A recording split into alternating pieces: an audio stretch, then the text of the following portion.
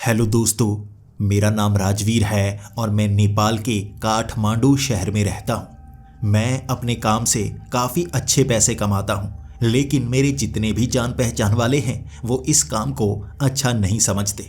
मैं यहाँ पर एक ठेला लगाता हूँ। इस ठेले पर खाने पीने की चीज़ें होती हैं। मैं इस सामान को बेचता लगभग पिछले 10 साल से आ रहा हूँ, लेकिन अब तक मैंने ढेर सारे पैसे तो कमाए, इज्जत नहीं कमा पाया। पता नहीं क्यों। जितने भी रिश्तेदार, जितने भी जान पहचान वाले हैं, उनका कहना है इस ठेले को छोड़ दो, इस रेहड़ी को छोड़ दो और एक दुकान करो, भले ही उससे कम पैसे कमाओ। मैं अपना एक घर बना चुका हूँ। घर में हर ऐशो आराम का सामान है। मैं एक गाड़ी भी ले चुका हूँ और मेरे किसी रिश्तेदार के पास गाड़ी नहीं है। फिर भी उनका कहना है कि ये काम इज्जत वाला नहीं है। तुम सड़क पर एक रेहड़ी लगाते हो, इसलिए तुम्हारी कभी शादी नहीं होगी। मैं ये सुनकर काफ़ी ज़्यादा निराश हो जाता हूँ और ये बात मैं बचपन से सुनता आ रहा हूँ। मेरा बचपन काफ़ी निराशा भरा रहा। मेरे 2 दांत बाहर की तरफ निकले हुए थे, इसीलिए मुझे सब चिढ़ाया करते थे। घर में हमारे पास पैसे नहीं हुआ करते थे जिससे मेरे दांतों का इलाज करवाया जा सके। मैं बचपन से ही ऐसा दिखा करता था, इसलिए कोई भी मेरे आसपास तक नहीं आया करता था। मैं हर किसी के पास जाकर खेलने की कोशिश करता और वो मुझे भगा देता। जब तक मैं 10th क्लास में हुआ था, तब तक मेरे जितने भी दोस्त थे, हर किसी ने गर्लफ्रेंड बना ली थी और मेरी कोई लड़की दोस्त तक न बनी थी। कोई भी मेरे साथ आकर बैठती तक नहीं थी, क्योंकि उन्हें बेइज्जती महसूस होती थी। मेरा चेहरा ऐसा है तो मैं क्या करूं? हमारे पास पैसे नहीं हैं तो मैं क्या करूं?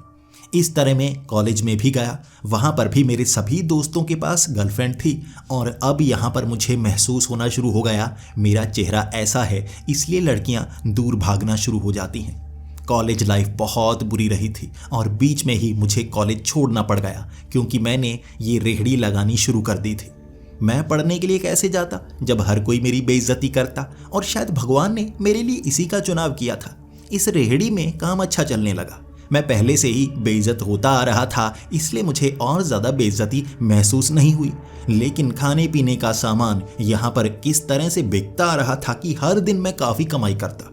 जितने भी मेरे दोस्त थे, कॉलेज में पढ़ने के बाद भी इतना कमा नहीं पाए जितनी मैं इस रेहड़ी से कमा रहा हूँ।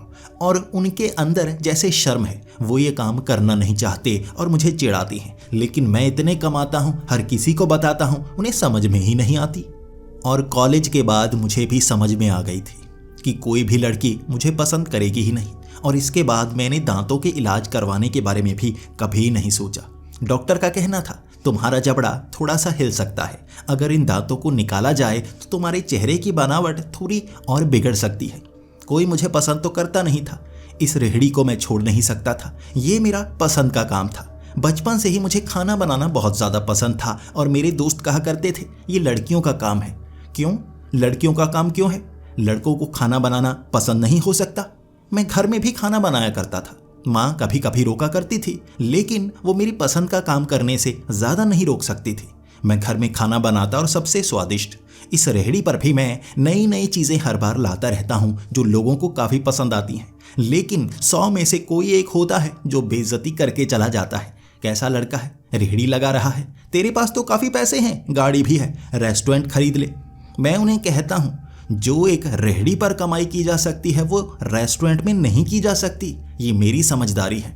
इस तरह समय बीतता गया और कब मैं 35 साल का हो गया पता ही नहीं चला। कभी भी मुझे एक भी रिश्ता नहीं आया। मैं हमेशा से इंतज़ार कर रहा हूँ भगवान ने कोई मेरे वाली भी बनाई होगी ना। मैं स्कूल में भी उसे ढूंढता रहा, कॉलेज में भी उसे ढूंढता रहा और अब भी जो कस्टमर आते हैं मैं उनकी आंखों में देखने की कोशिश तो करता हूँ, लेकिन हर किसी की हंसी मेरी आंखें झुका देती है। अब तक मैं समझने लगा हूँ शायद भगवान ने मेरी वाली बनाई ही नहीं, शायद दुनिया में वो आई ही नहीं और मैं हमेशा के लिए अकेला ही रह जाऊँगा। इसका मतलब ये नहीं कि मुझे कभी प्यार नहीं हुआ। मुझे बचपन से ही कई लड़कियों से प्यार हुआ। मैं स्कूल में पढ़ा तब भी मुझे कई लड़कियों से प्यार हुआ।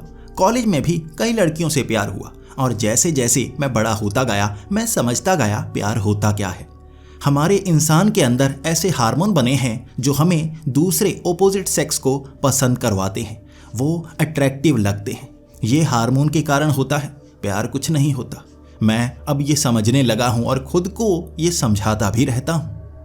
मेरी उम्र 35 साल हो चुकी थी और मैं अब अपने दोस्तों को भी कहने लगा था अगर मेरे लिए वो कोई रिश्ता ढूंढ पाए, लेकिन वो बात को घुमा देते। रिश्तेदार तो कब से कहे जा रहे थे तुम्हारी कभी शादी नहीं होगी, और माँ भी अब ये बात मानने लगी थी।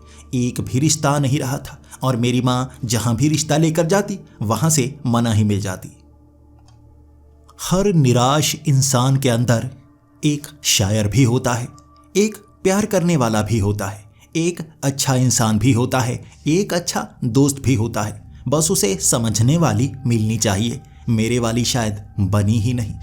मैं बस काम करता रहता हूँ, घर पहुँच जाता हूँ और मेरे पास ढेर सारे पैसे होते हैं। उन्हें खर्च करने के लिए भी अब समझ में नहीं आता क्या करूँ। लेकिन मेरी ज़िंदगी भी शायद बदलने वाली थी।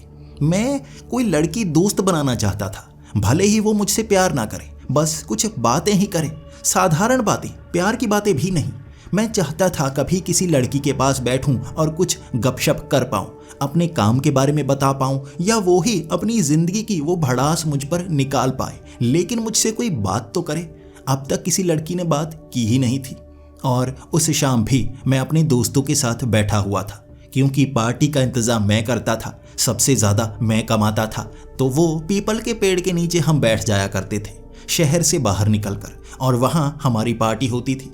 मैं शराब को हाथ तक ना लगाता था, लेकिन मेरे दोस्तों को शराब पीना पसंद था तो मुझे शराब लानी पड़ती थी। उनके साथ मैं खाना खाता था और मैं उन्हें दोस्त कहता था, जबकि वो मुझे एटीएम मशीन कहते थे, क्योंकि ये पार्टी मेरी तरफ से होती थी। उस शाम भी मुझे काफ़ी गुस्सा आ रहा था और गुस्से में खड़ा होकर मैंने कह दिया था, तुम मेरा एक काम नहीं करवा सकते? कितने सालों से तुम्हें खिलाता आ रहा हूँ, तुमने कभी पार्टी नहीं की। मैं ज़्यादा कमाता हूँ, फिर भी मैं हमेशा पार्टी करता हूँ, तुम कभी तो कर सकते हो। अगर पार्टी नहीं करना चाहते तो मेरे लिए एक लड़की तो ढूंढ ही सकते हो। वो चुप हो गए थे। पहली बार उन्होंने मेरे चेहरे पर इतना ज़्यादा गुस्सा देखा था, और मैं भी थक चुका था अकेले रहते रहते। हार्मोन तो मेरे शरीर के अंदर भी थे। मैं भी लड़कियों से अट्रैक्ट होता था और मैं चाहता था किसी लड़की से मेरी भी शादी हो जाए, लेकिन कोई मेरी तरफ देखती ही नहीं थी। तब मेरे दोस्तों ने खड़े होकर मेरे करीब आकर कहा था, एक लड़की है, कई दिनों से हम सोचे जा रहे थे कि तुमसे उसकी बात करें। वो लड़की किसी न किसी से रिलेशन में आना तो चाहती है, लेकिन लड़के मानते ही नहीं। जैसे तुम्हारे साथ कोई भी लड़की रिलेशन में आना नहीं चाहती, उस लड़की के साथ कोई लड़का रिलेशन में आना नहीं चाहता। हमें लगता है तुम दोनों की जोड़ी बिल्कुल सही रहेगी। मेरी आंखों में एक चमक सी आ गई थी। पहली बार जिंदगी में उम्मीद की एक किरण दिखी थी। मुझे ऐसे ऐसे सपने एक ही मिनट में आ गए थे, जिसमें मैंने अपना घर बसा भी लिया था। और ये बात कहकर वो घर की तरफ चल पड़े। मुझे नहीं पता था उन्होंने ये मजाक में कहा था, लेकिन उस पूरी रात मैं लड़की के बारे में सोचता रहा। वो दिखती कैसी होगी, मैं उससे क्या क्या बात करूँगा। कोई भी उससे बात करना नहीं चाहता तो मैं उससे बहुत सारी बातें करूँगा, उसे खुश कर दूँगा। जो उसे चाहिए होगा मैं वो लेकर दे दूँगा। मैं दिल में कई सारे सपने बना बैठा था और पूरी रात मैं सो ही नहीं पाया। बस सोचता रहा कि उसे खुश कैसे करूँगा। अगले दिन उस रेहड़ी पर काम करने में भी मन नहीं लग रहा था। मैंने वहाँ पर 2 लड़के रखे हुए थे, वही काम किए जा रहे थे, और बार बार मैं हाथ धोने के बहाने एक कोने में चला जाता, बस उस लड़की के बारे में सोचता रहता। मैं अपने दोस्तों को फ़ोन तो लगाना चाहता था, लेकिन आज रात फिर से हम मिलने वाले थे, तभी बात करूँगा, वरना वो मुझ पर हंसना शुरू हो जाएंगे। पूरा दिन निकालना बहुत मुश्किल भरा रहा। मैं तो उस लड़की से शादी के सपने तक देख चुका था। मैं तो अपने बच्चों के नाम तक सोच चुका था। उसके बाद उस रात हम फिर से उस पीपल के पेड़ के नीचे बैठे। खाने पीने की बातें होने लगी। वो कहने लगे थे क्या लेकर आए हो, और आज मैं सच में बहुत अच्छी अच्छी चीज़ें लेकर आया था। ज़्यादा लेकर आया था जितना हम खा भी नहीं पाते, और वो भी सोचने लगे थे मैं इतना खाना क्यों लेकर आया हूँ। कुछ 1 घंटे बाद ही घुमाकर मैंने बात शुरू कर दी। कल तुम एक लड़की के बारे में कह रहे थे, पूरा तो बताया ही नहीं। वो लड़की सच में अकेली है, कोई उससे बात नहीं करता? मेरे दोस्त मेरी तरफ देखने लगे थे और कुछ समय देखने के बाद वो थोड़ा थोड़ा मुस्कुराने लगे और ये कहने लगे, हाँ वो लड़की है, वो कई लोगों के पास आती है, लेकिन लोग उससे दूर भाग जाते हैं। मैंने कहा अच्छा, दिखने में अच्छी नहीं होगी, कोई बात नहीं, चेहरे से कोई अच्छा थोड़ी ना होता है। इंसान का दिल भी तो देखना चाहिए ना, हो सकता है उस लड़की का दिल अच्छा हो। दिखने में सुंदरता अच्छी नहीं होती, दिल अच्छा होना चाहिए। इसके बाद वो कहने लगे, तुम समझ नहीं पाओगे, अगर तुमने भी उसे देखा तुम भी भाग जाओगे। मैंने कहा, नहीं नहीं, ऐसा हो ही नहीं सकता। मैं तो बचपन से किसी लड़की से बात करना चाहता हूँ, मैं तो भाग ही नहीं सकता, चाहे वो दिखने में जैसी भी हो।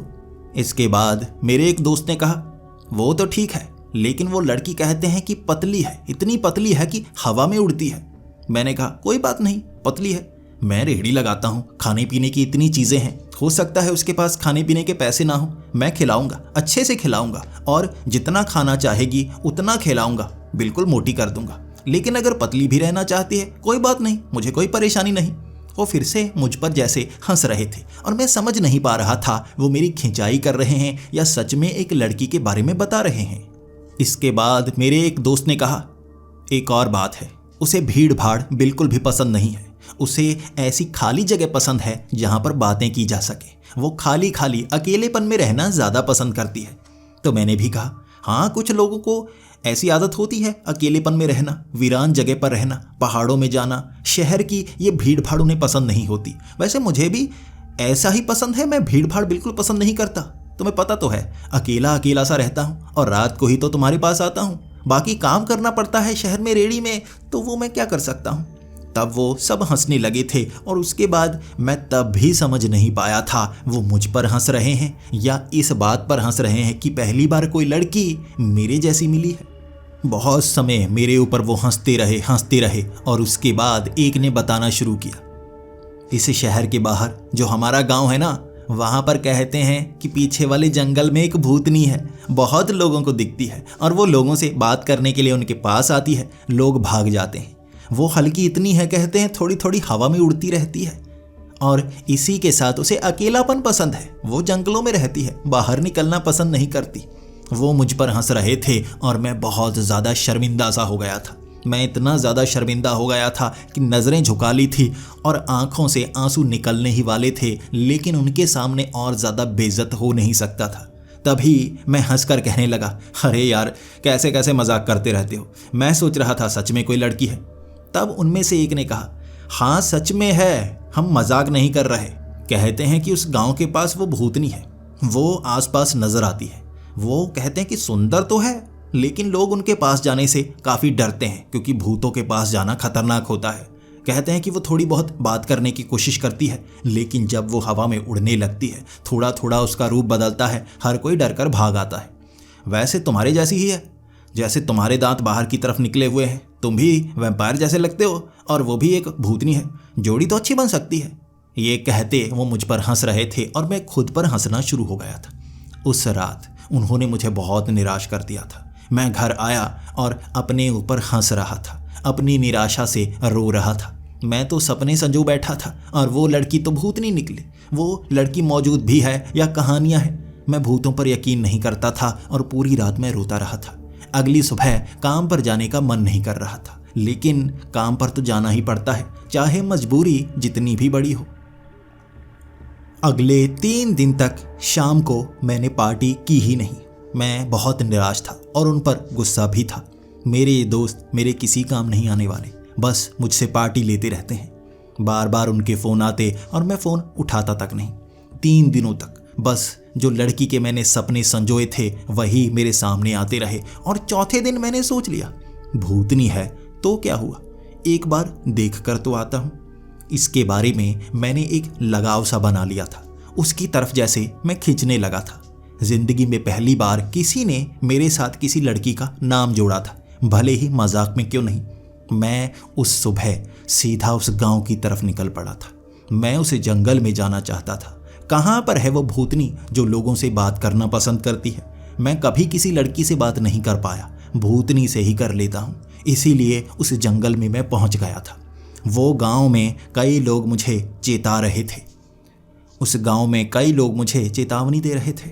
वो भूतनी है, भूत भयानक और खतरनाक होते हैं, वो लोगों की जान ले सकते हैं। इस जंगल में वो भूतनी है और मैंने उनसे कहा था उसी से तो मिलने के लिए आया हूँ। और उनके उड़े हुए चेहरे देख बहुत खुशी मिली थी। मैं दोपहर को 3 बजे खाना खाकर सीधा उस जंगल के अंदर की तरफ बढ़ चला था। बड़ा सा बैग मैंने कंधे पर टांगा हुआ था और थोड़ा ही चलने के बाद एक खंडहर आया। उस खंडहर के बारे में बताया जाता है कि वो भूतनी वहीं पर नजर आती है। 4 बजे मैं 4 बजे वहां पर बैठा था और ये देखना चाहता था वो भूतनी कब नजर आएगी, लेकिन शाम के 6 बजे तक वो नजर नहीं आई और मेरा मन भरने लगा था। झूठी कहानियां, भूत होते ही नहीं और ये भी एक झूठी कहानी है। तब मुझे लगा हो सकता है अंधेरे में कोई एहसास हो जाए। 7 बजे इस जंगल में अंधेरा हो गया था। अब डर मुझे जानवरों से भी लग रहा था।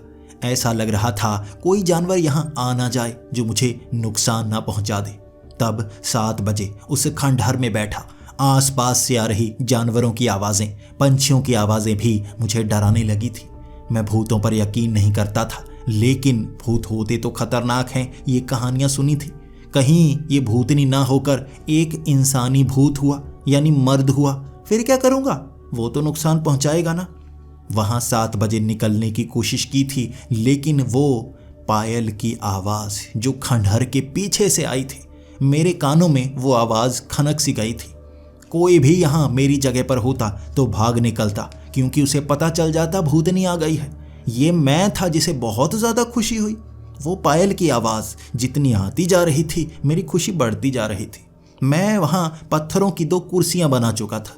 मैं तो उससे मिलने को इतना ज़्यादा बेताब था कि डेट करने के लिए जैसे एक छोटा सा रेस्टोरेंट ही बना लिया था मैंने।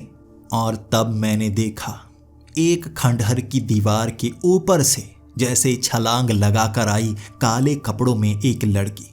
उसने सारे बाल चेहरे के आगे किए हुए थे, बिल्कुल फिल्मों की तरह। मैं भी डरने को तैयार था। पहली बार कोई लड़की मेरी तरफ आ रही थी। खुशी संभाली नहीं जा रही थी। वो मेरी तरफ चलकर आई और एकदम से एक झटका मेरे सामने आकर वो खड़ी हो गई। बाल उसके चेहरे की तरफ थे और वो हंसने लगी थी। उसकी हंसी भयानक लग रही थी, बिल्कुल फिल्मों में जैसे चुड़ैलें हंसती हैं। वहां उस कुर्सी पर मैं बैठा ही रहा, मैं उठा ही नहीं। वो मेरे काफी करीब आई, हंसकर कहने लगी, कौन हो तुम? तुम यहाँ नए लगते हो। अच्छा, अब आ ही गए हो तो कुछ बातें करते हैं। यही सुनने का मुझे सबसे ज्यादा इंतजार था। मैंने भी दूसरी कुर्सी के ऊपर से थोड़ा सा कपड़ा मारा और कहा, बैठो, बातें करने के लिए ही तो मैं आया हूं। मेरे ये शब्दों ने जैसे उस भूतनी को सन्न कर दिया था। कुछ समय तक वो कुछ बोली ही नहीं और फिर से हंसने लगी। अच्छा, तो तुम समझ नहीं रहे हो मैं कहना क्या चाहती हूं?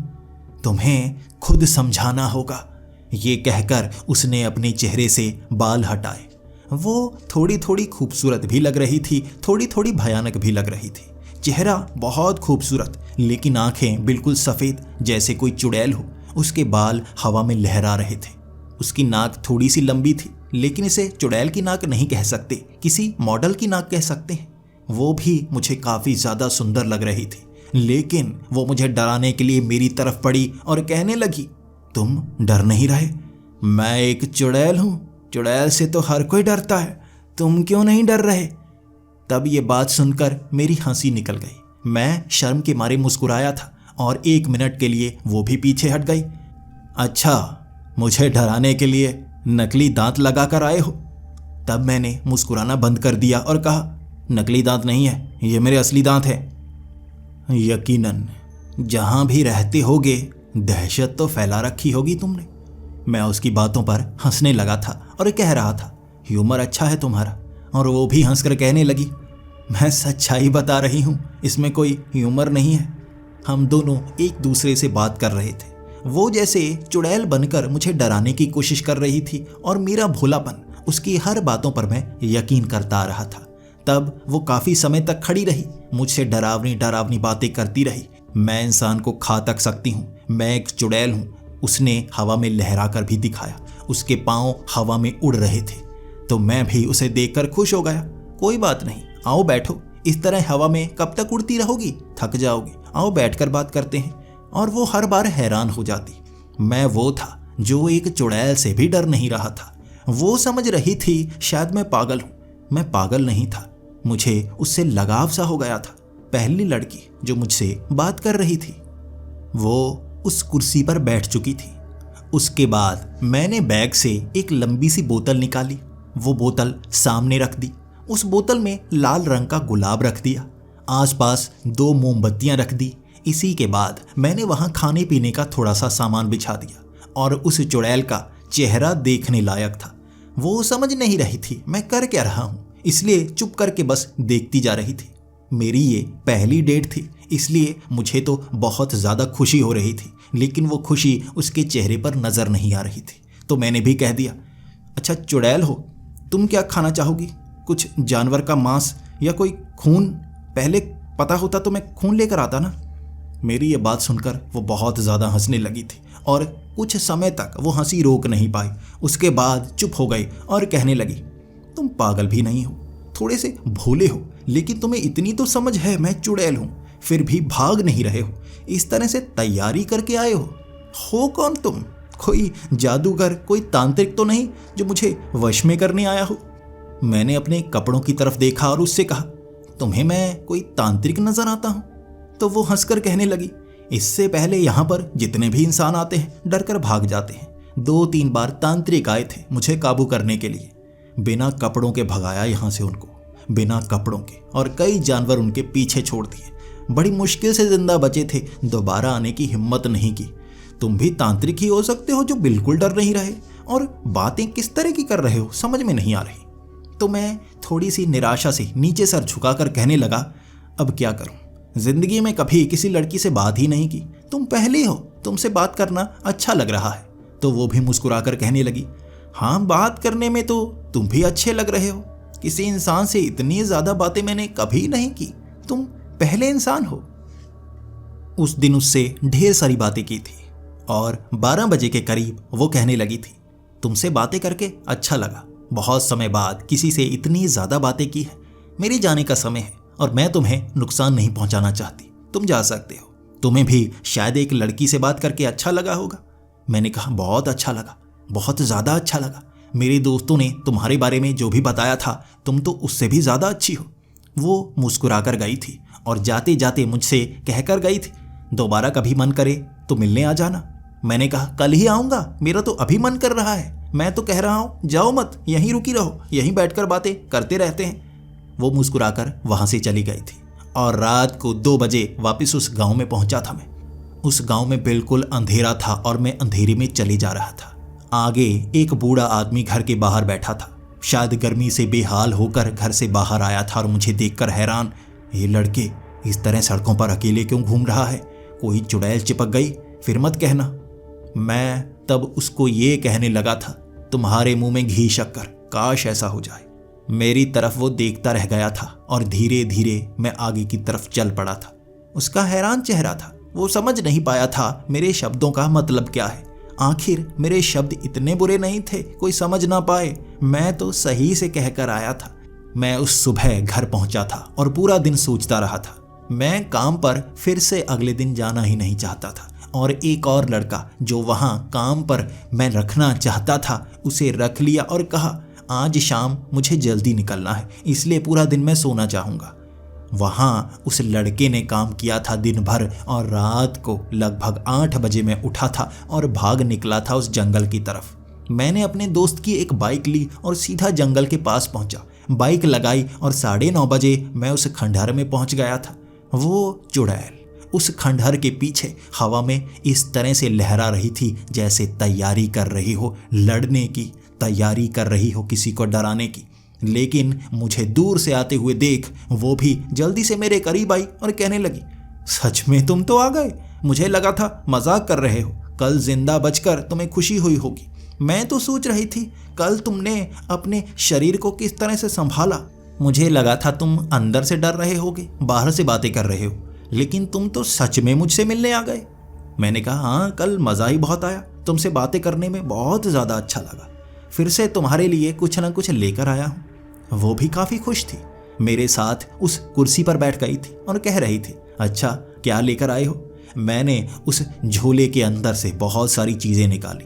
मैंने कई जानवरों की पुरानी हड्डियाँ, वहाँ ब्लड बैंक से लाया हुआ एक पैकेट खून वहाँ रख दिया और कहा, ये तुम्हें अच्छा लगता होगा, तुम इस खून को पी सकती हो, तुम इन हड्डियों को खा सकती हो। तब वो हंसकर कहने लगी थी, तुम सच में पागल लगते हो, मैं तुम्हें कोई पिशाच लगती हूँ जो खून पीऊंगी? और ये हड्डियों का मैं क्या करूंगी। मैंने कहा तुम जादू टोना कुछ करती होगी ना तो तुम्हारे लिए गिफ्ट लेकर आया हूं। बहुत समय वो हंसती रही थी और मैं समझ नहीं पा रहा था वो मुझ पर हंस रही है या मेरी चीजों पर हंस रही है।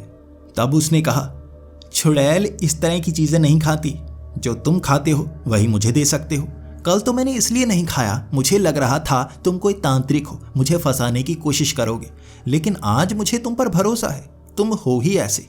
तब मैंने झोले से अपने खाने पीने की चीजें उसके सामने रख दी। ये मैं अपने खाने के लिए लेकर आया था, एक सैंडविच, अपनी रेहड़ी पर बनाया हुआ वो सारा सामान मैं उसके लिए लेकर आया था। उसने एक एक करके वो चीजें चखी और कहा, वाह ये चीजें कहाँ से लेकर आए हो? लगता है शहर में अच्छे अच्छे रेस्टोरेंट खुल चुके हैं, अच्छी अच्छी चीजें बिकने लगी हैं। काफी समय बदल गया है, मैं तो काफी पहले ही मर चुकी हूँ, शायद अब ये चीजें मैं देख ना पाऊँ, लेकिन तुम अच्छे हो, मेरे लिए अच्छी चीजें लेकर आए हो, बताओ तो सही कहाँ से लिए हैं? तब मैं शर्माकर कह रहा था, ये मैंने बनाई है, मैं एक रेहड़ी चलाता हूँ और वहाँ पर ये सारा सामान बनाता रहता हूँ, मैं अपने लिए भी खुद ही बनाता हूँ, इसलिए ले आया, मुझे नहीं पता था तुम्हें इतना ज़्यादा पसंद आएगा।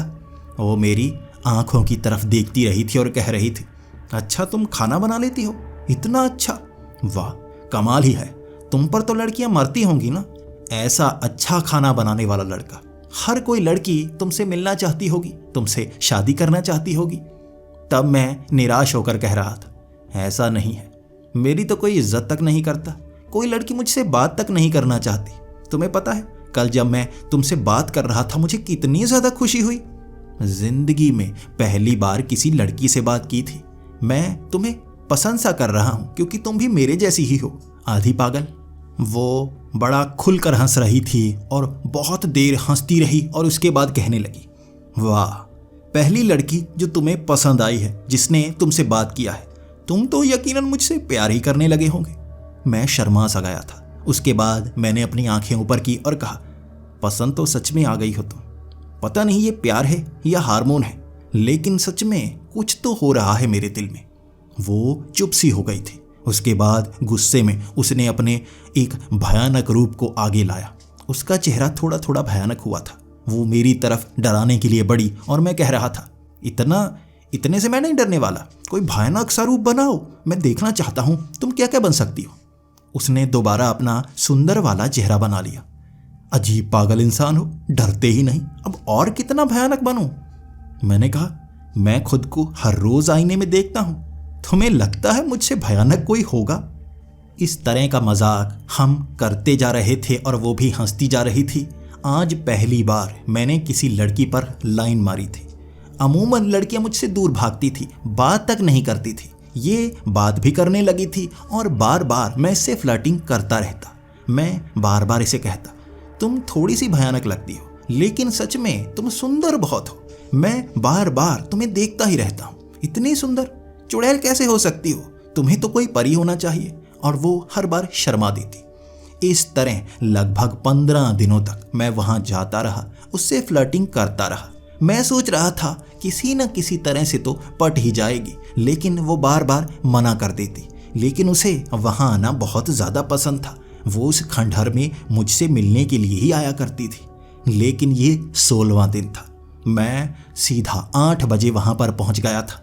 ढेर सारा खाने पीने का सामान लेकर आया था। इंतज़ार था उस चुड़ैल का, वो कब यहाँ पर आएगी। वो नहीं आई, उसकी जगह कोई और आया था। ये एक छोटे छोटे पंख वाला काले रंग का पिशाच लग रहा था। वो मेरी तरफ छलांग लगाकर बढ़ा था और उसने वो दूसरी वाली कुर्सी ही तोड़ दी। उस कुर्सी को तोड़कर वो मेरी तरफ देखने लगा और कहने लगा, तुम वही हो ना जो उस चुड़ैल से मिलने के लिए आते हो? मैं उसकी तरफ देखकर कहने लगा, हाँ मैं उससे मिलने के लिए आता हूँ। ये बिल्कुल ऐसा एहसास था जैसे किसी लड़की से आप प्यार करते हो और उसके भाई आपको पीटने के लिए आ जाएं। वो वहाँ खड़ा होकर कह रहा था, तो मरने को तैयार हो जाओ, तुम हो जिसने परेशान करके रखा है। मैं भी उससे कह रहा था, अगर तुमने उसे नुकसान पहुंचाया मैं तुम्हें जिंदा नहीं छोड़ूंगा, कोई ना कोई तरकीब तो लगा ही लूंगा। तब वो बिल्कुल सामने खड़ा हो गया और मुझसे लड़ने को तैयार था, लेकिन उसने एक अजीब सी बात कही, अच्छा अपने हथियार साथ लेकर आए हो? मैंने अपने हाथों की तरफ देखा, मेरे दोनों हाथ खाली थे। वो बैग में क्या था उसे पता हो ही नहीं सकता, सिर्फ खाने का सामान था।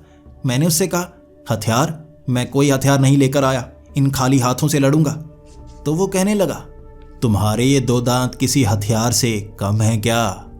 मेरे सारे दोस्त, मेरे रिश्तेदार, मेरे घर वाले, मेरे जान पहचान वाले भी मेरे दांतों का मजाक उड़ाया करते थे, और अब तो पिशाच तक मजाक उड़ाना शुरू कर चुके हैं। मैं गुस्से में आ गया था और पिशाच से कैसे लड़ना है मुझे नहीं पता था। ये एक वैम्पायर था जो भयानक रूप में था और शायद मेरा खून चूसने की कोशिश करता, लेकिन मैंने भी एक बड़ा सा पत्थर उठा लिया। वो पत्थर मैं बार बार उस पर मारता और वो बचने के लिए जिस तरफ मुड़ता मेरा निशाना हमेशा सही होता। बचपन में जब सब मुझसे लड़ा करते थे, मैं अकेला हुआ करता था, कोई मेरा साथ नहीं देता था, तब यही पत्थर थे जो मेरा साथ दिया करते थे। निशाना मेरा ऐसा है, चाहे कोई किसी पत्थर के पीछे छिप जाए फिर भी उसका सर फोड़ सकता हूँ। और ये पिशाच हर बार मुझसे इस तरह लड़ने के लिए आगे बढ़ता और मैं बड़ा पत्थर उठाकर उसके सर पर मारता। एक बार भी ऐसा निशाना नहीं था कि वो बच जाए। उसके सर से खून बहने लगा था और एक पत्थर पर बैठकर कहने लगा था, मेरे भाई माफ कर दे, तेरा तो निशाना ही बहुत पक्का है, तुझे मारने की कोशिश भी कैसे कर सकता हूँ, आधा खून तो तूने मेरा बहा रखा है। ये कहकर वो जमीन पर बैठ गया। तब मैं उसके करीब जाकर कहने लगा, तुम्हें नुकसान नहीं पहुंचाना चाहता, तुम जा सकते हो। जैसे ही मैं उसके करीब गया, ये उसकी तरकीब थी मुझे फंसाने की। उसने छलांग लगाई और मेरी छाती पर बैठ गया, मेरी गर्दन को अपनी उंगलियों से पकड़ लिया था और मेरी बाजू पर अपने घुटने लगा दिए थे। मुझे जकड़ लिया था और मैं हिल नहीं पा रहा था। पीछे से उड़ती आती हुई वो चुड़ैल जिसने उस पिशाच को उड़ाकर वहां से फेंक दिया, उसने इतनी जोर से धक्का दिया था और वो भयानक रूप आज थोड़ी थोड़ी भयानक वो लग रही थी। अपनी तरफ से उसने अपना चेहरा पूरा भयानक बनाया था, लेकिन मैं उसे पसंद करता था। ये चेहरा भी मुझे खूबसूरत लग रहा था। उस भयानक चेहरे से उसने पिशाच को डराने की कोशिश की और पिशाच से भी लड़ना शुरू कर दिया। वो पिशाच जिसके सर से खून बह रहा था एक कोने में जाकर कहने लगा, मुझसे तो लड़ पाई हो, कितनों को रोक पाओगी, ये भी कितनों से बच पाएगा, एक ना एक दिन मारा ही जाएगा, आगे तुम्हें पता है क्या होने वाला है। ये कहते ही वो पिशाच वहां से जा चुका था और मेरी आंखों से भी आंसू आ गए और वो चुड़ैल मुझे उसने गले से लगा लिया था। पहली बार किसी लड़की ने गले से लगाया था और मुझे गले से लगाकर वो रोती जा रही थी। 15 मिनट तक वो रोई थी और उसके बाद उसने कहा था, मैं भी तुम्हें पसंद करने लगी थी, लेकिन मैं अपनी हद भूल गई थी। मैं इस दुनिया की नहीं हूँ, मैं एक चुड़ैल हूँ जो किसी इंसान के इतना पास नहीं आ सकती। तुम्हें पसंद करने लगी थी। जब कोई चुड़ैल किसी से प्यार करने लगती है, उसके शरीर में बदलाव आने लगते हैं, वो और ज़्यादा खूबसूरत होना शुरू हो जाती है और ये बदलाव शायद उस दुनिया में कई लोगों को पता लग गए। अब वो तुम्हें मारने के लिए आएंगे, मुझे तुमसे दूर करने के लिए आएंगे और मैं वहाँ से अब यहाँ दोबारा शायद ना आ पाऊँ। तुम्हें दूर चले जाना होगा, तुम यहाँ नहीं रह सकते, तुम मुझसे प्यार नहीं कर सकते, एक चुड़ैल भी किसी से प्यार नहीं कर सकती। मेरे दिल को इतना बड़ा झटका लगा था, मैं ये संभाल नहीं पा रहा था। रोते रोते मैंने कहा था, नहीं ऐसा नहीं हो सकता, मैं तुमसे दूर नहीं जा सकता, मुझे पहली बार किसी से प्यार हुआ है और मैं उसे जाने नहीं दे सकता। वो चुड़ैल कभी गुस्से में आती, कभी प्यार से समझाती, कभी रोकर कहती, नहीं मैं तुम्हारी नहीं हो सकती, मेरी एक मजबूरी है। मैंने उससे अंत में पूछ ही लिया, क्या मजबूरी है? तुम ये बताओ, मैं कैसे मरकर तुम्हारे साथ रह सकता हूँ? क्या मैं भी कोई पिशाच बन सकता हूँ जो तुम्हारी दुनिया में तुम्हारे साथ रह पाए? इस दुनिया में मेरा कोई नहीं है, मैं मरकर भी तुम्हारे साथ आने को तैयार हूँ। तब वो मेरी आंखों की तरफ देखती रही थी और मुझे गले से लगाकर कहा था, रास्ता बहुत मुश्किल है, तुम जिंदा रहकर भी मुझे पा सकते हो, लेकिन रास्ता बहुत मुश्किल है। एक चुड़ैल का शरीर दूसरी दुनिया में कैद किया होता है। अगर तुम मेरे शरीर को आज़ाद करवा पाए तो मैं यहाँ अपने शरीर के साथ आ सकती हूँ, मैं आज़ाद हो जाऊँगी, बंधन में बंधी नहीं रहूँगी और जीवन भर तुम्हारे साथ रहूँगी। मैं तो मरने के बाद चुड़ैल बन जाऊँगी, इस दुनिया में पहुँच जाऊँगी, लेकिन तुम मरकर शायद यहाँ से दूर चले जाओ। क्या इतना समय मेरे साथ बिताना चाहोगे? मैंने कहा हाँ बिताना चाहूँगा, मुझे बताओ तुम्हारे शरीर को आज़ाद कैसे करवाना है। और उसके बाद उसने जो जो बताया मैं भी घबराने लगा था। उसने कहा था यहाँ एक रास्ता है दूसरी दुनिया में जाने का, वहीं से हम शक्तियाँ यहाँ पर आती हैं। अगर तुम उस रास्ते से हमारी दुनिया में पहुँच जाओ तो वहाँ भयानक से भयानक जीव मिलेंगे, उनसे भी तुम बच जाओगे। लेकिन जो काम करने आए हो वो बहुत खतरनाक है। तुम्हें एक ऐसी भूल भुलैया में पहुंचना होगा जहां पर तरह तरह के ऐसे भयानक जीव मिलेंगे, भूत पिशाच दानव मिलेंगे, और उनसे तुम्हें जीतना होगा। तब जाकर तुम आगे बढ़ते जाओगे। अंत में मेरा शरीर मिलेगा और वो शरीर लेकर तुम्हें यहाँ पहुँचना है। जब उस शरीर में मुझे डाल दोगे तो मैं तुम्हारी हो जाऊंगी। मैं एक इंसान बन जाऊंगी, एक इंसानी शरीर में चुड़ैल जो ताउम्र तुम्हारे साथ रहेगी। मैंने हामी भर दी थी और मैं उसके साथ चल पड़ा था उस दरवाजे की ओर। वहाँ जंगल के अंधेरे रास्ते में एक ऐसा तालाब था जिसका पानी काला था। वो पानी में बार बार लहर बन रही थी और उससे एक जीव बाहर की तरफ निकलता। तब उसने मुझे बताया था ये जीव जब इस तालाब से निकलते हैं तब इनके सामने बिल्कुल नहीं आना है, लेकिन जब तुम इस दूसरी दुनिया में पहुंच जाओगे वहां तुम्हें ये नुकसान नहीं पहुंचाएंगे। वहां किसने सोचा होगा एक इंसान दूसरी दुनिया में आया है, वो भी तुम्हारे साथ सही तरीके से बर्ताव करेंगे। बस यहाँ तालाब के अंदर जाने समय ध्यान रखना। मैं छिपता हुआ घिसड़ता हुआ आगे बढ़ने लगा और उस तालाब से कभी कोई पिशाच निकलता, कभी ऐसी ही एक चुड़ैल निकलती। धीरे धीरे उस पानी के पास गया और नीचे एक अंदर की तरफ जाती हुई गुफा दिखी थी। ये एक अजीब सा पानी था जिसमें दम नहीं घुट रहा था। मैं उस काले से पानी के अंदर गया। उस गुफा में एक दरवाज़ा था। उस दरवाजे के पार पहुंचते ही मैं एक अजीब सी दुनिया में था। मेरा हाथ पकड़े वो चुड़ैल। मैं उसका नाम तक नहीं जानता था क्योंकि उसे भी अपनी ज़िंदगी का नाम पता नहीं था। उसका शरीर तो कैद था ना, इसलिए मैं उसे चुड़ैल ही कह रहा था। ये जंगल जैसा इलाका था, पेड़ बिना पत्तों के, हर तरफ अंधेरा। अंधेरे में ज़मीन से निकलती थोड़ी थोड़ी रोशनी, इस कारण ज़मीन देखी जा सकती थी।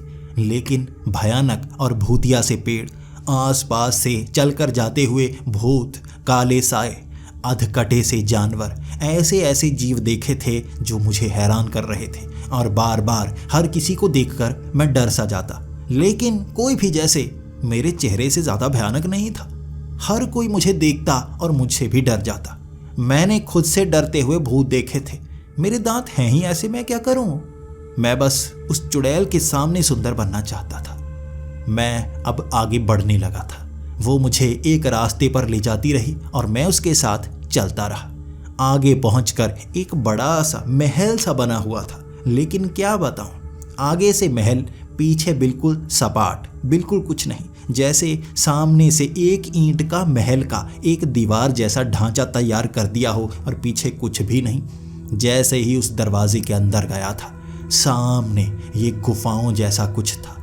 मैं इसे समझा नहीं सकता। गुफाएं ज़मीन के अंदर होती हैं। ये पेड़ पौधों की बनी हुई गुफाएं ज़मीन के ऊपर थी और मुझे उसने कहा था मैं इसके अंदर नहीं जा सकती, इसके अंदर शरीर के बिना जाया नहीं जा सकता, तुम्हें इसके अंदर जाना होगा। और ध्यान रखना, तुम्हें अजीब अजीब जीव मिलेंगे जो तुम्हें भटकाएंगे, जो तुम्हें बहकाएंगे। तुम्हें जीतना है उनसे, हर हालत में जीतना है, आगे बढ़ते जाना है। तुम्हें एक शरीर मिलेगा, अंत में वो मेरा शरीर होगा। मैं यहाँ हाथ लगा चुकी हूँ। मेरा शरीर तुम्हें यहाँ पर लेकर आना है। छोटा सा शरीर होगा जो तुम्हें हाथ में मिलेगा। वो शरीर यहाँ तक ले आना और उसके बाद मुझे वो शरीर मिल जाएगा। मैं उस गुफा में अब आगे की तरफ बढ़ने लगा। पीछे वाला दरवाज़ा धुंधला सा हो गया था। वो चुड़ैल भी अब मुझे नज़र नहीं आ रही थी, लेकिन इश्क की वो खुमारी सर पर चढ़ी हुई थी। मैं उसे बचाने की हर कोशिश कर रहा था। अब मैं सामने एक मोड़ तक पहुंचा। वहाँ दो रास्ते थे, एक दाईं तरफ जाने वाला, एक बाईं तरफ जाने वाला, और उसके आगे काले रंग का एक साया खड़ा था। जैसे ही मैं वहाँ पहुँचा, इधर उधर देखने लगा कि कौन से रास्ते में जाऊँ। वो साया मुझसे कहने लगा, दोनों रास्ते भयानक हैं, सोचना भी मत, मारे जाओगे। मैंने कहा, मारे जाओगे? एक रास्ते में मुझे आगे बढ़ना है, एक गलत है, क्या तुम बता सकते हो कौन सा गलत है? तो वो मुझे कहने लगा, बता तो सकता हूँ, लेकिन कारण क्या है आने का, क्यों आए हो? मैंने कहा, उस चुड़ैल का शरीर लेने। तो उसने कहा, शरीर लेने? यहाँ शरीर नहीं मिलता, यहाँ मौत मिलती है। जब तुम अंत में पहुंच जाओगे तुम्हें मौत मिलेगी, और वो मौत भयानक होगी। तुम्हारी आत्मा को कैद कर लिया जाएगा। किसने फंसाया है तुम्हें? मैंने डरते हुए कहा, फंसाया नहीं है किसी ने, मुझे वहां जाना है, शरीर लेकर आना है। वो हंसता हुआ कहने लगा था, पागल लड़के, मरने के लिए खुद आए हो। अमूमन यहाँ शैतान लेकर आते हैं, तुम तो खुद मरने के लिए आ रहे हो। आओ आओ, कौन सा रास्ता चुनना चाहोगे बताओ, पीछे जाकर मरकर निकल आना। मैं एक रास्ते में आगे बढ़ने लगा था, तभी उसने रोक कर कहा, देख लड़की, मैं एक साया हूँ, साधारण सा साया। मैं किसी को मारता नहीं, मैं घरों में रहता हूँ, घरों का चुनाव करता हूँ जो वीरान हो। वहाँ इंसान आ जाए मैं उन्हें डराता हूँ, कभी मैं किसी को मारता नहीं। लेकिन तुम जिस रास्ते में जा रहे हो मारे जाओगे, मुझे अच्छा नहीं लगेगा। मैं किसी को मारना पसंद नहीं करता, ना मरते देखना पसंद करता हूँ। मेरी मौत भयानक रूप से हुई थी, तब मैं साया बना हूँ, और किसी को इस तरह मरने नहीं दे सकता। मत जाओ आगे, मत जाओ, मेरी बात मानो।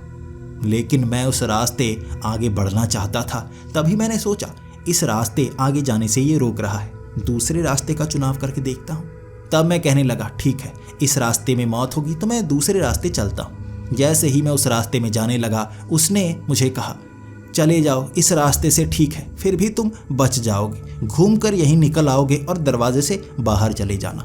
मैं जैसे ही पैर रखने वाला था, मेरे दिमाग की घंटी बजी, मुझे फंसाया जाएगा, बहकाया जाएगा, ये कहा था उस चुड़ैल ने। मैंने कहा, नहीं नहीं नहीं, ये दरवाज़ा नहीं, इसमें कोई मज़ा नहीं आएगा। तुमने कहा ना वहाँ मौत मिलेगी, भयानक मौत मिलेगी, उस रास्ते जाता हूँ, बड़ा मज़ा आएगा। ये कहते ही मैं दूसरे रास्ते चल पड़ा, और पीछे से वो गुर्राता रहा, अरे पागल लड़के, तुझे कह तो रहा हूँ यहाँ से नहीं जाना है। लेकिन मैं उस रास्ते आगे जैसे ही गया, उस साये से आगे निकला और चुनाव किया उस रास्ते का। वो साया पीछे से हंसकर कहने लगा, चालाक हो, बहुत चालाक हो, सही रास्ता चुन ही लिया। दूसरा रास्ता आंखों के सामने से गायब हो चुका था। यहाँ एक ही रास्ता था, दूसरा तो सिर्फ भ्रम था, और वो साया सिर्फ मुझे बहकाने के लिए था। वो साया गायब हो गया और मैं अब आगे बढ़ने लगा था। अब फिर से मैं काफ़ी आगे तक चला, और आगे मुझे उस गुफा से बाहर निकलने का रास्ता दिखा। जैसे ही उस रास्ते के करीब पहुंचा, सामने एक पिशाच जैसा कुछ था, जिसके सर पर आग लगी हुई थी और उसके नाखून बहुत बड़े बड़े। उसने मुझे रोका और कहा, तुम आगे नहीं जा सकते, इतनी आसानी से आगे जाने का रास्ता नहीं है। मैंने कहा, मुझे आगे जाना है, आगे जाकर ही मैं उस चुड़ैल के शरीर को लाना चाहता हूँ, मुझे जाने दो, रोकने की कोशिश मत करो। तब वो मेरी तरफ देखकर कहने लगा, देखे हैं ये नाखून कितने बड़े बड़े हैं, तुम्हारे दांतों के सामने भले ही छोटे हैं लेकिन नुकसान पहुंचा सकते हैं। वो हंसने लगा था, और इस चीज़ से मैं और ज़्यादा चिढ़ गया। अब इस दुनिया में भी ये शैतान मुझे बख्श नहीं रहे हैं। मैं गुस्से में आकर उससे कहने लगा, मैं आगे जाना चाहता हूँ, तुम मुझे रोक नहीं सकते। तभी उसने अपने नाखून ज़मीन पर मारे और ज़मीन में बहुत सारे खड्डे बना दिए। अगर मैं आगे बढ़ा होता तो मेरे वो चिथड़े उड़ा देता। तब उसने कहा, जा सकते हो लेकिन मुझसे मुकाबला करना होगा। ये सुनते मैं थोड़ा सा घबरा गया। उसके नाखून, उसका शरीर तगड़ा था, मैं उससे लड़ नहीं सकता था, अगर लड़ा तो जीत नहीं सकता था। क्या करूं? मैंने कहा, ठीक है, मैं तैयार हूं तुमसे लड़ने के लिए। तो उसने कहा, लड़ने के लिए? पागल हो क्या? हम इस दुनिया में ऐसे लड़ाई नहीं करते। हाँ, दूसरी दुनिया में ज़रूर करते हैं। यहाँ युद्ध होगा बातों का, तुम बातों से जीत जाओ, आगे निकल सकते हो। मैं हैरान था, एक ऐसा शैतान मुझसे बातों का युद्ध करना चाहता था। मैंने कहा, चलो शुरू करते हैं बातों का युद्ध, क्या कहना चाहोगे? उसने शायरी शुरू कर दी।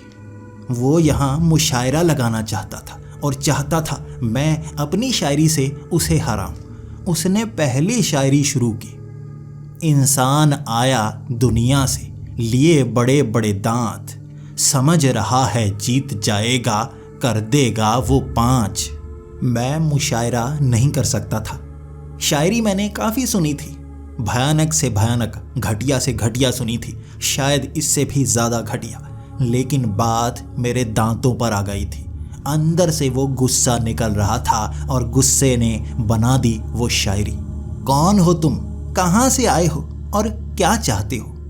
कौन हो तुम, कहाँ से आए हो और क्या चाहते हो? सच सच बताओ, कहीं तुम भी उस चुड़ैल को चाहते हो? तब इस शायरी को सुनकर उस शैतान ने भी कहा, वाह वाह वाह वाह, क्या शायरी है आथू, इससे घटिया शायरी मैंने नहीं सुनी।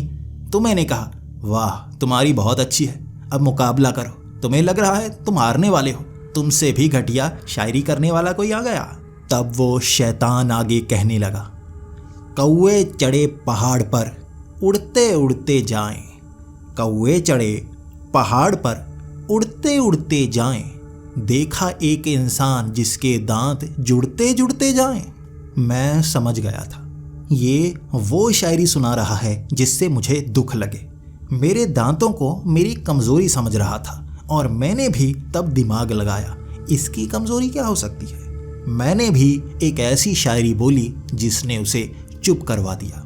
कौवा चढ़ा पहाड़ पर, कौवा चढ़ा पहाड़ पर, कर दिया काम महान, जिंदगी में पहली बार देखा रंडवा शैतान।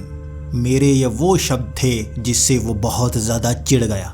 वो अकेला था और मुझे लग रहा था अकेलेपन का एहसास उसे हो रहा होगा, और मेरे ये शब्द से वो इतना चिढ़ा कि गुस्से में आ गया और मुझे कहने लगा, चला जा यहाँ से, चला जा, वरना तेरे चिथड़े कर दूंगा। ये रास्ता सीधा आगे तक जाता है, आगे जाके मर, अब मुझसे बात करने की कोई ज़रूरत नहीं है। वो खुद ब खुद पीछे हट गया था और रास्ता साफ था।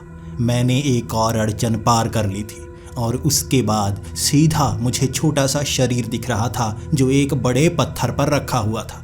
जैसे ही मैं उसे उठाने के लिए करीब गया, वहाँ पर एक जिन्न था। वो जिन्न नीचे छोटे आकार में बैठा हुआ था और वो रखवाली उस शरीर की कर रहा था। उसने मुझसे कहा, तुम्हें इस शरीर को ले जाने की इजाज़त तब मिलेगी, तुम्हें भी एक चीज़ देनी होगी। मैंने कहा, मैं कौन सी चीज़ दे सकता हूँ, मेरे पास तो ऐसी कोई चीज़ नहीं है। तो उसने कहा, तुम्हें ज़िंदगी की कोई ऐसी चीज़ देनी होगी जिससे तुम्हारी पूरी ज़िंदगी बदल गई। अगर वो चीज़ ना होती तो तुम्हारी ज़िंदगी कुछ अलग होती। अब बताओ तुम्हारे पास ऐसा क्या है? तुम्हारा दिल, तुम्हारे पैसे, तुम्हारा काम, वो क्या चीज़ है जिसने तुम्हारी ज़िंदगी सबसे ज़्यादा बदली है?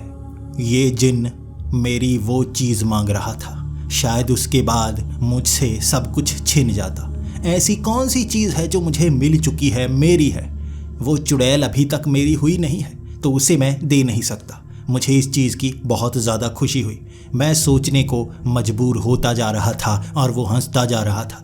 मैं कोई ख़ास चीज़ लेता हूँ तब जाकर एक चुड़ैल को आज़ाद करता हूँ। बताओ, जल्दी से दो, अगर नहीं दे सकते तो वापस चले जाओ। मैं वापस नहीं जा सकता था, लेकिन मेरे दिमाग की घंटी अचानक ही बजी।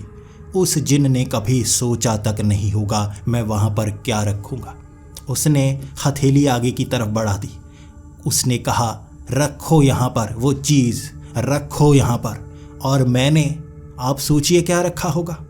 मैंने अपने दांत आगे की तरफ बढ़ाकर उसके हाथ पर रख दिए और मैंने कहा, ये वो चीज़ है जिसने मेरी ज़िंदगी सबसे ज़्यादा बदली है। बचपन से लेकर अब तक मेरी ज़िंदगी खुशहाल होती अगर ये दांत ना होती।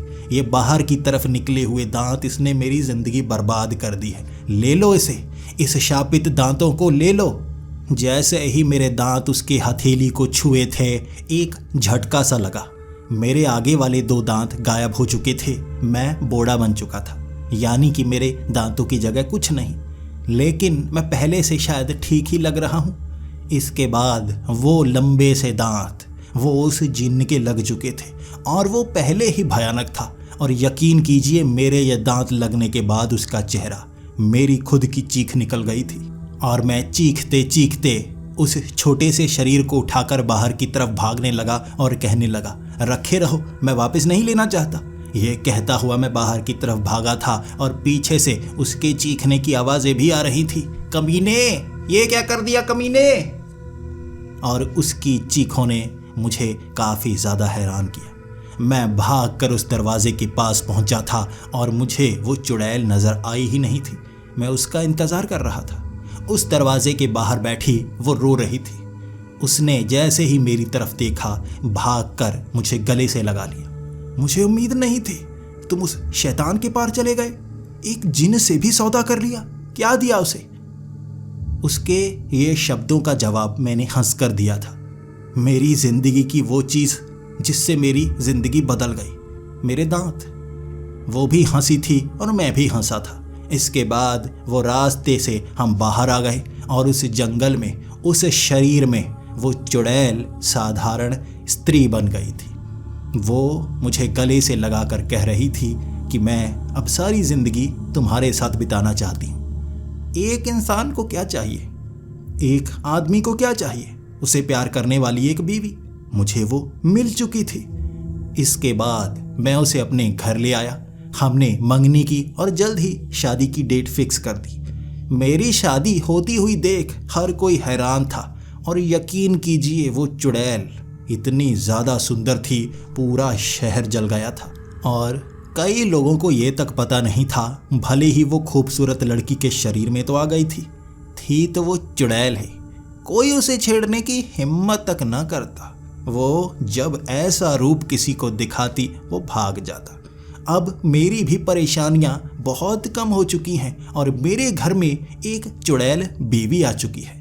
मैं अब जो चाहता था वैसी जिंदगी जी रहा हूँ। यकीनन आपको ये कहानी काफ़ी रोमांचक लगी होगी। मेरी ज़िंदगी है ही ऐसी। और अब उन दांतों की जगह मैं प्लास्टिक के दांत लगाने के बारे में सोच रहा हूँ।